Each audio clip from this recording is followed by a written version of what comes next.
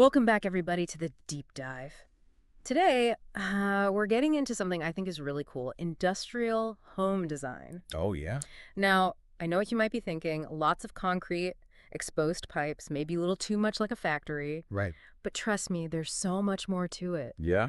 We dug into some really interesting articles, design magazines, even a piece on the psychology of these spaces. Oh, wow. And you can bring so much warmth and personality into industrial design. It's true. We'll get into all sorts of unexpected stuff, like using old machinery as furniture, Oh, interesting. acoustics because those spaces are wide open, and how plants, believe it or not, can totally change the vibe. Well, and what I find fascinating about industrial design, it's not just like what it looks like. Right. It's really more of like a whole philosophy. Yeah, okay. Honesty in the materials, showing off the building's history, I like that. and finding beauty in things that are just practical. Yeah, that makes sense. So let's take it back a bit, right? Yeah. Imagine these old factories, warehouses. Mm-hmm. Built to get work done, not to be pretty. Mm-hmm. Huge windows, exposed brick, metal beams everywhere. Yeah. And then someone's like, wait, I could live here. That's exactly it. That's where it all started. Yeah. That's the magic. Yeah. All of a sudden, those beams, that brick, the ductwork, it becomes cool. Right. You're not hiding the past. You're making it part of the design. So instead of covering up that brick wall with drywall, you're like, no, let's show it off. Yeah. And even take it a step further. Highlight those imperfections, the texture. It's like the wall is telling you a story. Yeah, totally. Yeah. Okay, so we got brick, beams.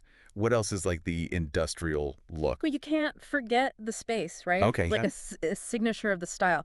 Those huge open layouts, super high ceilings, you don't get that in a normal house. No, you don't. Yeah. But wouldn't it get kind of noisy with all that open space? Oh, for sure. It can be a challenge. Yeah. But, there's ways to deal with that. It's where acoustics come in. Okay. You can use, like thick rugs. Oh, okay, yeah. Maybe heavy curtains. And even just like putting the furniture in the right spots, it all helps absorb that sound. So it's more than just like, oh, here's a big room, throw some furniture in it. Yeah, exactly. You got to be intentional about it. Gotcha.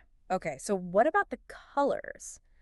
I'm thinking lots of gray, steel, maybe some rusty colors. You're definitely on the right track. Okay. Those earthy industrial tones are a key. Mm-hmm. Charcoal gray, concrete gray, even the color of rust. Yeah. Or like the kind of green you get on aged copper, Uh-huh. but it doesn't have to be boring. Okay. Like a little bit of a soft green or blue, that can actually work really well as an accent. So it's like you're working within that industrial feel, but you can still make it your own? Exactly. Okay, so what about furniture? I'm picturing metal chairs, workbenches, that kind of thing. Well, first of all, it's got to be functional. Okay. You want stuff that's strong, simple, clean lines. Yeah. Imagine like an old factory cart, turn it into a coffee table. Oh, cool. Or those metal lockers, use them for storage. I could see that. You could even take old machine parts and turn them into light fixtures. That's really cool. But I'm going to be honest, thinking about a place full of metal and concrete, it sounds kind of cold. That's a pretty common thought. People think it's got to be cold, sterile, Right. but that's not really it. Industrial design is about finding that sweet spot, the toughness of the materials, Right. but making it a space you actually want to live in. Okay. All right. I'm intrigued. How do you do that? Is it all about fluffy pillows and blankets? Well, yeah, textiles definitely help a lot, like a big, thick rug on that concrete floor, Okay. linen curtains to soften up those industrial windows, Yeah. and maybe an old leather sofa. That brings in some real warmth. It's all about adding those layers. So it's kind of like, that perfect leather jacket, Yeah, tough on the outside, but soft and comfy on the inside. exactly. Okay, I get it. And what about the lighting? That's got to be important too, right? Lighting is huge. Yeah. Think about it.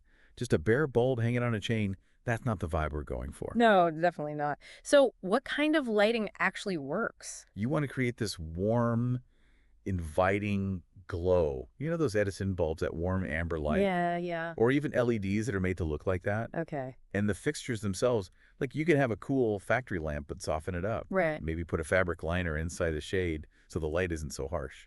So it's about using the lighting to create a mood, not just to see stuff. What about those pendant lights with the exposed bulbs? Oh yeah, those are popular. Yeah. But here's a cool trick. Instead of a clear bulb, try one with a smoky or amber finish. Okay. Softens the light, adds a little visual warmth. That's a good tip. So we've got the textiles, the lighting. What else can we do to make this industrial space feel more, I don't know, homey? Plants. Honestly, Yeah. plants change everything. Yeah. Imagine a big fiddle leaf fig tree in the corner of a loft, Okay, yeah. or some ivy hanging down from a high shelf. Right. It brings in life, literally. It softens those hard lines in industrial materials. That makes sense. It's like that contrast, the industrial stuff with something organic. Exactly. And it's not just about looks. Plants clean the air, make you feel better. They can even help with the acoustics, which we were talking about earlier. Okay. Yeah, you could even make a whole vertical garden. Use some old wood pallets. It's functional, good for the environment, and looks amazing. Yeah, now I want to swap out all my minimalist furniture for a workbench and a giant fern. Uh-huh. But seriously, I'm starting to see how industrial design isn't just about brick and metal. There's a lot more to it. Yeah, it's all about getting those basic ideas, the honesty of the materials, the focus on how things work, the history, Hmm. and then making it work for you, for your life. Okay, so we've covered a lot, but for someone thinking about trying this style, are there any downsides? Anything to watch out for? Well, you know those high ceilings we love? Yeah, Can make heating and cooling a real pain. that makes sense. You're basically trying to heat or cool like a giant empty space. Yeah, exactly. And all those hard surfaces, while they look cool, they can make things echoey. Rugs and curtains help, but it's definitely something to think about. Okay, so acoustics and energy bills. Got it. Anything else? Well, if you go too far away from that industrial look, it can start to feel weird. So I wouldn't want to throw in like a bunch of frilly pillows or a super modern glass coffee table. Probably not. It's about finding that balance, you know? Your personal touches should work with the industrial vibe, not fight against it. So it's like you're staying true to the style but making it yours at the same time. Exactly. And even within industrial design, there's so much room to be creative. Okay, let's take a breath here. We've covered the history, the basics, even some things to be careful about. Yeah. But there's still so much more to dig into. Oh, yeah. We've just scratched the surface. Now it's time to get into the details, the lighting techniques, how to repurpose stuff, and making an industrial space that really shows who you are. Okay, we're back and ready to get even deeper into this industrial design thing. Let's do it. I'm already getting ideas, maybe add some vintage metal accents to my place. Nice. But let's talk about lighting for a second. Okay. We talked about using warm bulbs, putting lights in the right spots, but how do you really nail that industrial lighting look? Are there any specific techniques?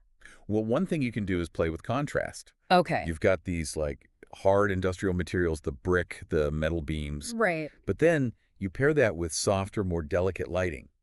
It creates a really cool visual effect. Okay, I see what you mean. Like imagine a bunch of pendant lights, those ones with the filament bulbs, Yeah. hanging over a dining table made from reclaimed wood. Yeah. The rough wood, the soft light, it just works. So it's like mixing opposites, kind of, that hard, rugged stuff with something more refined. Exactly. And don't be afraid to use different types of lighting in the same room. You could have a vintage factory lamp on a side table, some track lighting to highlight artwork, and then like a statement chandelier. A chandelier Oh. in an industrial space. Yeah, but not a typical one. Imagine it made from repurposed pipes. Oh, wow. That's really cool. It's like taking something totally functional and making it into art. Exactly. Yeah. Which brings us to repurposing in general. Okay. It's a huge part of industrial design. Seeing the potential in something old, giving it a new life. So it's not just about going to the store and buying industrial style furniture. It's about finding unique pieces with a story. Yeah, exactly. But where do you even find that kind of stuff? Oh man, flea markets are amazing. Okay. Antique shops, architectural salvage yards, you'd be amazed what you can find. Old metal lockers, vintage signs, factory carts, the list goes on. I can already picture myself digging through all those dusty aisles, finding some hidden treasure. You totally should. And don't forget about online marketplaces too. Places like Etsy, eBay, Facebook Marketplace, you can find some amazing stuff. So we've got our brick, our metal, some cool repurposed furniture, and our lighting's on point. What about the layout of the space? How do you even plan that out in an industrial setting? Well, the big thing is to really use that openness. Okay. Those high ceilings, open floor plans. That's what makes industrial design so unique. Right. But you also have to create zones within that open space. So not just everything floating around in this giant room, Exactly. but how do you do that without building walls? Rugs are a great way to define different areas. Okay. Like you have a rug under the dining table, another one in the living area, and so on. It helps separate things visually, but still keeps that flow. So it's like creating islands within the bigger space. Exactly. Okay, what about furniture placement? Are there any rules for that in an industrial space?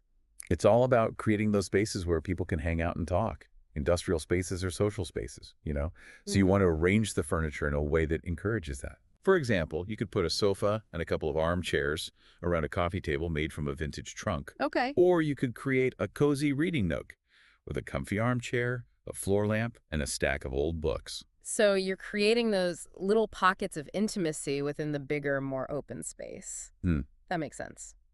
And speaking of intimacy, how do you make an industrial space feel cozy? Hmm. Good question. We've talked about textiles and plants, but are there any other tricks you can use? Artwork is a game changer. Okay. It brings in color, personality, and a sense of warmth. Think big abstract paintings with lots of texture, or create a gallery wall with vintage industrial prints and posters. Even something as simple as a framed blueprint of the building can add a personal touch. I love that idea of using the artwork to tell the story of the space. It's like adding another layer to the design. Yeah, exactly. And don't be afraid to add your own personal touches. Family photos, souvenirs from your travels, a collection of vintage cameras, anything that makes the space feel like yours. So it's about finding that balance between the industrial look and your own unique style. Exactly. It's not about trying to create a perfect replica of a factory. It's about making the space feel lived in, loved, And comfortable. definitely comfortable. And remember, industrial design is all about embracing imperfection. Those little nicks, scratches, signs of wear and tear, that's what gives it character. Mm. Don't be afraid to let your space evolve over time. That's such a great point. It takes the pressure off, you know? You don't have to make everything perfect. You can let the space tell its own story. Exactly. And speaking of stories, let's talk about the history of industrial design. It's not just some random style that appeared out of nowhere. It has a really interesting backstory. Okay, I'm ready for a history lesson. Take us back to the beginning. All right, so it all started in the mid-20th century. Artists and creatives started moving into these abandoned factories and warehouses in cities like New York and London. Okay. These places were cheap, had tons of space, and were full of character. Exposed brick, high ceilings, big windows, you know the look. So it was born out of necessity. Like people needed affordable places to live and work. Yeah, but then it became something more. Okay.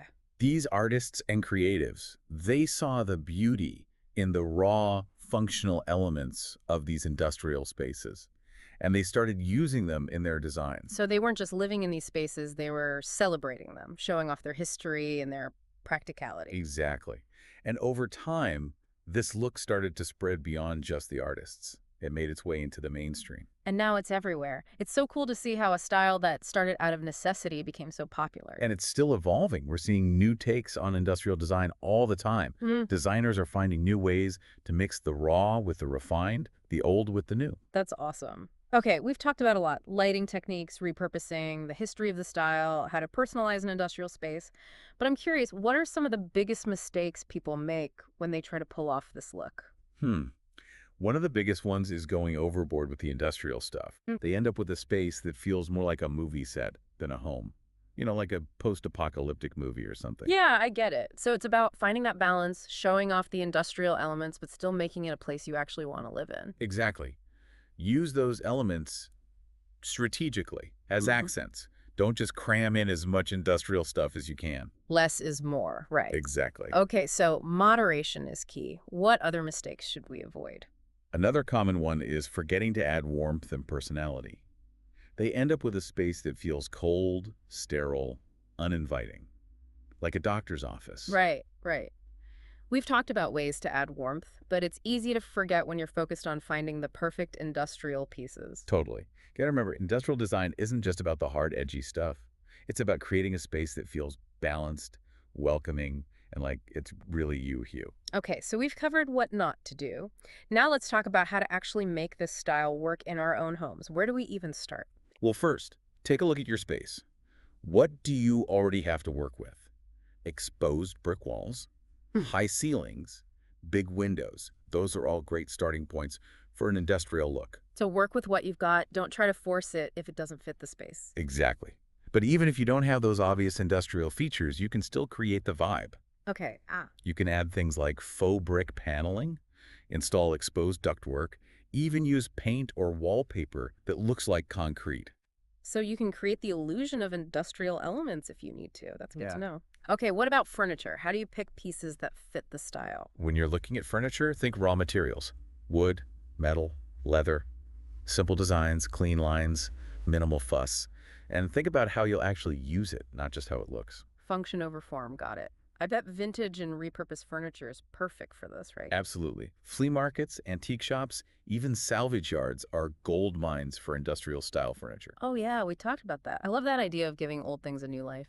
It's a win-win, Yeah. and it adds so much character to your space. Okay, so we've got the furniture. What about lighting? What kind of fixtures should we be looking for? Pendant lights with exposed bulbs are always a good choice. Mm-hmm. Vintage factory lamps, track lighting, those can all work well too. Yeah, And remember what we said before, use bulbs with a warm color temperature to create a cozy atmosphere. right, right. And dimmer switches are your friend. Definitely. Lighting can make or break the mood of a space, especially an industrial one. You want that balance between the raw materials and the warmth of the light. Perfect. Okay, we've got the big stuff covered. Furniture, lighting. What about the smaller details? The things that really complete the look? Think about using industrial-inspired accessories. Metal gears, pipes, old tools. You can just display them or turn them into something functional, like bookends or coat hooks. Oh, I like that. Finding beauty in the unexpected. Exactly. And don't be afraid to add your own personal touches, too. Family photos, artwork, plants. Those things make a space feel warm and inviting. So it's about that balance again, right? The industrial aesthetic, but Yeah. with your own personal twist. Exactly. You're not creating a replica of a factory. You're taking inspiration from that style and making it your own. Awesome.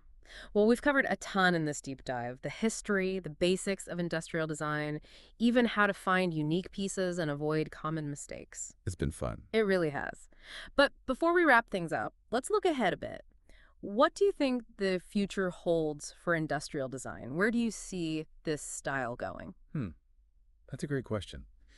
I think industrial design will keep changing, adapting to how we live. Right.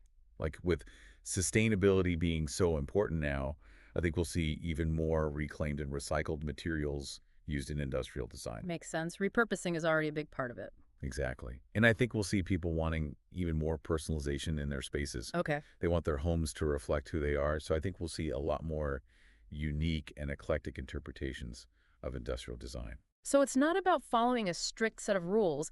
It's about using the basic ideas of industrial design and getting creative. That's the spirit. And technology will definitely play a bigger role too. Smart lighting, energy efficient appliances, Mm. even built-in sound systems. Those can all make industrial spaces even more functional and comfortable. So industrial design is going to get even more interesting and adaptable in the future. Definitely. It's a style that feels both classic and modern at the same time. I think people will be loving it for a long time. Well, this has been a great deep dive. I'm excited to see what our listeners do with all this inspiration. Me too. But before we go, I have one last question for you. Okay, shoot. If someone is just starting to explore industrial design, what's the one piece of advice you'd give them? Don't be afraid to experiment and have fun with it. Industrial design is all about embracing the unexpected, finding beauty in things that are a little different. Okay. So mix those metals, repurpose those vintage finds, and create a space that really shows who you are. That's what it's all about. Fantastic advice. It's about making industrial design your own, not just copying what you see in a magazine. Exactly. And remember, it's a journey, not a destination. Your industrial-inspired space can evolve over time as you find new pieces, play with different layouts, and discover what really speaks to you. You know, thinking back to those early industrial designers, the ones who saw potential in those old factories and warehouses, Yeah. it's like they were onto something bigger than just an aesthetic. Yeah, I think so too. They were drawn to that honesty, that authenticity, the rawness of those spaces. In a world that was becoming more and more mass-produced and artificial, those industrial spaces represented something real. It's true. They were like, we don't need everything to be perfect and polished. We can find beauty in the imperfections, in the stories that these old buildings have to tell. Right. It's about stripping away all the unnecessary stuff, focusing on what's essential, and finding beauty in the practical. Yeah, and it's about creating spaces that are both stylish and functional, spaces that reflect who we are and what we believe in. I couldn't have said it better myself.